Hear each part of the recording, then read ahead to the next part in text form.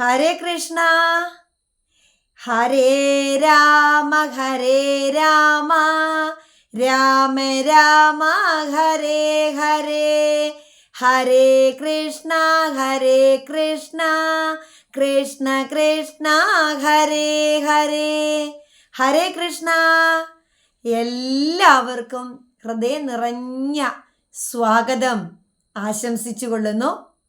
ഇന്ന് നമ്മൾ ഹരിനാമകീർത്തനത്തിലെ അടുത്ത വളരെ പ്രധാനപ്പെട്ട ഒരു ശ്ലോകവുമായിട്ടാണ് ഇന്നെത്തിയിരിക്കുന്നത്. അപ്പം നമുക്ക് ശ്ലോകം ചൊല്ലാം.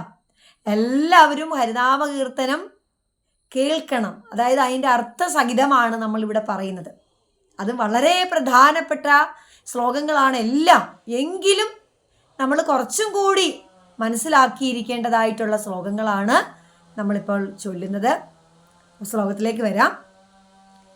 ഊരിനു വേണ്ട ചില ഭാരങ്ങൾ വേണ്ടതിന്, നീരിനു വേണ്ട നിജധാരങ്ങൾ വേണ്ടതിന്, നാരായണാച്യുത ഹരേ എന്നൊരുവർ നാവൊന്നേ വേണ്ടു ഹരി നാരായണായ നമഃ.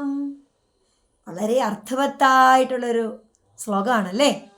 ഇവിടെ ഭഗവത് നാമോച്ചാരണത്തിന് നാവൊന്നല്ലാതെ വേറെ ഒന്ന് ആവശ്യമില്ല എന്ന് നമുക്ക് മനസ്സിലാക്കി തരുന്ന ഒരു ശ്ലോകമാണിത്.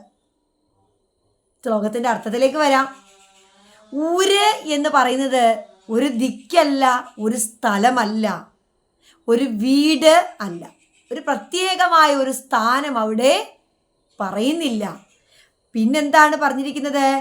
പ്രത്യേകിച്ച് ഭാരങ്ങൾ, ചില ഭാരങ്ങൾ വേണ്ടതിന്, അതായത് പുണ്യമായ തീർത്ഥങ്ങളോ അതുപോലെ തന്നെ ധാരങ്ങൾ പുത്രമിത്രാദികളോ, അതായത് ആരും തന്നെ നമ്മുടെ കൂടെ വേണ്ട.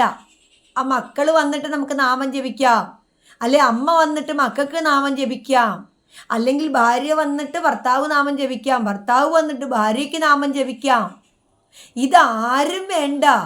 നാമം ജപിക്കണമെന്ന് തോന്നുന്ന ആളിന് പ്രത്യേകമായിട്ടുള്ള യാതൊന്നും നോക്കേണ്ട കാര്യമില്ല, സ്ഥലം പോലും നോക്കേണ്ട എന്നാണ് നമ്മളെ പഠിപ്പിക്കുന്നത്.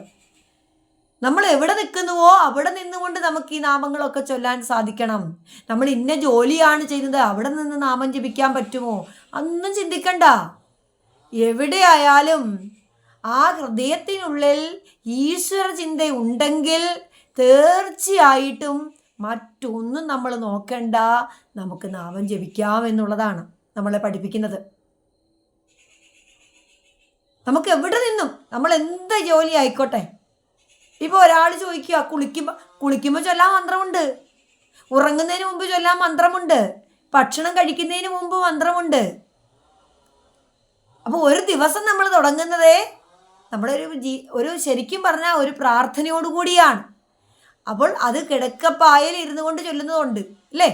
അപ്പം ഇതിന് പ്രത്യേകമായിട്ട് വേറെ ഭാരങ്ങളൊന്നുമേ വേണ്ട, സ്ഥലം വേണ്ട. അഴുക്ക് ചാലിൽ പണി ചെയ്യുന്ന ഒരാൾക്കും അവിടെ നിന്നും അദ്ദേഹത്തിൻ്റെ ഹൃദയത്തിൽ നിന്ന് നാമം ജപിക്കാം, അതും ഭഗവാൻ കേൾക്കുമെന്നുള്ളതാണ്. അല്ല, അവിടെ വ്യത്യാസമില്ല. അപ്പം ഇവിടെ ഒന്നിനും ആവശ്യമില്ല. പിന്നീട് എന്താണ് വേണ്ടത്? ഭഗവാന്റെ നാമസങ്കീർത്തനത്തിന് ഒരു നല്ല മനസ്സും ഒരു നാവും ഉണ്ടായാൽ മതി. നാമം ജപിക്കണമെന്ന് തോന്നാത്ത ഒരാൾക്ക് നാവ് ഉണ്ടായിട്ട് കാര്യമില്ലല്ലോ. അപ്പം നാമം ജപിക്കണം എന്ന് തോന്നുന്ന ഒരാൾക്ക് ആ നാവ് കൊണ്ട് നാമം ജപിക്കാൻ സാധിക്കണം. അതിന് ശുദ്ധമായ ഒരു ഹൃദയം നമുക്ക് ആവശ്യമാണ്.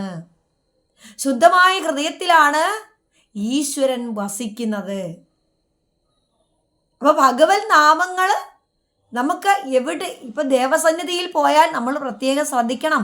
അവിടെ നമ്മൾ നാമം ജപിക്കാൻ മടിച്ച് നിൽക്കരുത്. ക്ഷേത്രങ്ങളിലൊക്കെ പോയാൽ എല്ലാവരും ഉറക്കെ നാമം ജപിക്കൂ. നാമജപത്തിന് എങ്ങും വിലക്കില്ലല്ലോ, നാമം ജപിക്കാമല്ലോ. അവിടെ നാമം ജപിക്കൂ, മറ്റു സംസാരങ്ങളൊന്നും അവിടെ വേണ്ട. ആ നാമജപം മാത്രം മതി, ഭഗവാന് നമ്മൾ കൊടുത്താൽ മതി. അതിൽ കൂടി നമുക്ക് അനുഗ്രഹം കിട്ടുമെന്നുള്ളതാണ്. അപ്പോൾ ഈ ഭഗവാന്റെ ഈ നാമം ജപിക്കുവാൻ ഇനി ഏത് നാമം ജപിക്കണമെന്നാരും ചിന്തിക്കണ്ട. ഹരേ, ഗോവിന്ദ, നാരായണ, കേശവ, ഏത് നാമം വേണമെങ്കിലും ജപിക്കാം.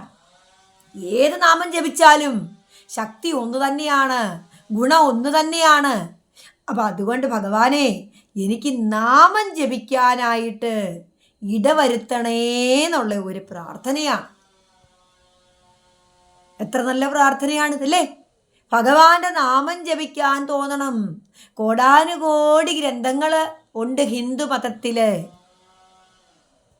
ആ ഹിന്ദുമതത്തിലെ ഈ മന്ത്രങ്ങളെല്ലാം ഒന്നും നമുക്കെല്ലാം പഠിക്കാൻ സാധിക്കില്ല. എന്നാൽ നമുക്ക് പഠിക്കാൻ സാധിക്കും. ഏതെങ്കിലും ഒരെണ്ണം പഠിക്കണം. ഒന്നിൽ ഭഗവത്ഗീത പഠിക്കുക, അല്ലെങ്കിൽ ഹരിനാമകീർത്തനം പഠിക്കുക. ഏതെങ്കിലും ഒന്ന് അർത്ഥം അറിഞ്ഞുകൊണ്ട് നമ്മൾ പഠിക്കുമ്പോഴാണ് നമുക്കതിൻ്റെ ഗുണം കിട്ടുക. ഇപ്പോൾ തന്നെ നമ്മൾ ഹരിനാമകീർത്തനം എല്ലാവരും ചൊല്ലുന്നവരായിരിക്കും. പക്ഷേ അതിൻ്റെ അർത്ഥതലത്തിലേക്ക് വരുമ്പോഴായിരിക്കും ഇത് ഈ ശ്ലോകം എനിക്ക് അറിയാമായിരുന്നു, ഈ ശ്ലോകത്തിൻ്റെ അർത്ഥം ഇത്രയ്ക്കുണ്ടായിരുന്നോ എന്ന് നമ്മൾ ചിന്തിച്ചു പോകും അല്ലേ. അപ്പോൾ എല്ലാവരും നാമം ജപിക്കുക. ആ ഭഗവത് നാമങ്ങൾ ജപിക്കുന്നതിന് ഇനിയും വയ്യാത്തവരുണ്ട്. കുളിക്കണമെന്നില്ല. അവർ കയ്യും കാലും മുഖവും കഴുകി നാമം ജപിക്കാം. അതല്ല കുളിച്ചിട്ട് ആയിക്കോട്ടെ, അതല്ല എനിക്ക് കയ്യും കാലും മുഖവും കഴുകാൻ വയ്യാത്ത ഒരാൾ കട്ടിൽ കിടക്കുകയാണ്, മതി, ആ കിടക്കയിൽ കിടന്നുകൊണ്ട് നാമം ജപിക്കാം. അതുകൊണ്ട് ഇതിന് പ്രത്യേകമായ ഒരു വ്യവസ്ഥയില്ല, സ്ഥലമോ കാലങ്ങളോ അതുപോലെ തന്നെ ഇങ്ങനെയുള്ളതായ ഒരു കാര്യങ്ങളും നമുക്ക് നാമത്തിന് ആവശ്യമില്ല. സന്ധ്യയ്ക്ക് മാത്രം നാമം ജപിക്കാവൂ എന്ന് പറഞ്ഞിട്ടുണ്ടോ? ഇല്ല. എന്നാൽ പകലോ ജപിക്കാത്തവർ സന്ധ്യക്കെങ്കിലും നാമം ജപിക്കൂ. ആ ഈശ്വരസ്മരണയൊന്നും ഉണ്ടാവട്ടെ. ഏതാണ്? രാവിലെ നാമം ജപിക്കണം, എപ്പോൾ വേണമെങ്കിലും നാമം ജപിക്കാം. നാമജപത്തിന് യാതൊരു വിലക്കുമില്ല. അവരവരുടെ ഹൃദയത്തിൽ നിന്നുണ്ടാവേണ്ടതാണ്. ആ ഹൃദയത്തിൽ നിന്നുണ്ടാവേണ്ട നാമമാണ് നമ്മൾ ഉറക്കെ ചൊല്ലുമ്പോൾ നാവ് വഴിയാകുന്നു. അപ്പോൾ ഉറക്ക നാമം ജപിക്കാൻ സാധിക്കണം. ആ നാമം ജപിക്കുന്നത് വഴി, ഭഗവത് നാമങ്ങൾ ജപിക്കുന്നത് വഴി നമ്മളിലുള്ളതായിട്ടുള്ള ആ നെഗറ്റീവ് ഊർജം മാറി പോസിറ്റീവ് ഊർജം നമ്മളിലേക്ക് എത്തണമെങ്കിൽ നമ്മൾ നാമം ജപിക്കുന്നവരായിട്ട് തന്നെ മാറണം. ഒരു യാത്ര ചെയ്യുകയാണ്, നമ്മൾ ബസ്സിലാണ്, ട്രെയിനിലാണ്, അല്ലെങ്കിൽ നമ്മൾ ഏതെങ്കിലും ഒരു വാഹനത്തിലാണ് സന്ധ്യാസമയങ്ങളിൽ എന്ന് വിചാരിക്കുക. അവിടെ ഇരുന്നു കൊണ്ട് നാമം ജപിക്കുക. അപ്പോൾ ഈ നാമജപത്തിൻ്റെ ആ ശക്തി നമുക്ക് മനസ്സിലാക്കാൻ തന്നെയാണ് ഈ ഒരു ശ്ലോകം ഹരിനാമകീർത്തനത്തിൽ ഉണ്ടായിരിക്കുന്നത്. ഭഗവാൻ തന്നെ നമുക്ക് വേണ്ട രീതിയിൽ അതിൻ്റെ അർത്ഥം മനസ്സിലാക്കി തരുകയാണ്. ഭഗവാന്റെ ആ ഭക്ത ഗുരുനാഥനായിരിക്കുന്ന ആ ഗുരുനാഥനിൽ നിന്ന്, ശരിക്കും നമ്മുടെ ഗുരുനാഥൻ ഇവിടെ ആരാണ്? ഗുരുവായൂരപ്പനാണ്. അപ്പോൾ എല്ലാവർക്കും ആ ഭഗവത് നാമങ്ങൾക്ക് ജപിക്കാൻ സാധിക്കട്ടെ. അതിന് നാവൊന്ന് മാത്രം മതി. ആ നാവ് കൊണ്ട് നമുക്ക് നാമം ജപിക്കുവാൻ സാധിക്കണം. മറ്റൊന്നിൻ്റെയും ആവശ്യങ്ങളില്ല, മറ്റൊരു സുഖങ്ങളുടെയും ആവശ്യം നമുക്കില്ല. അപ്പം എല്ലാവർക്കും നാമം ജപിക്കാൻ സാധിക്കട്ടെ. നാരായണായ നമ, നാരായണായ നമ, നാരായണായ നമ, നാരായണ നാരായണ സകല സന്താപനാശന ജഗന്നാഥ വിഷ്ണു ഹരി നാരായണായ നമ. എല്ലാവരും കേൾക്കുക, എല്ലാവരും സപ്പോർട്ട് ചെയ്യുക. ഹരി ഓം.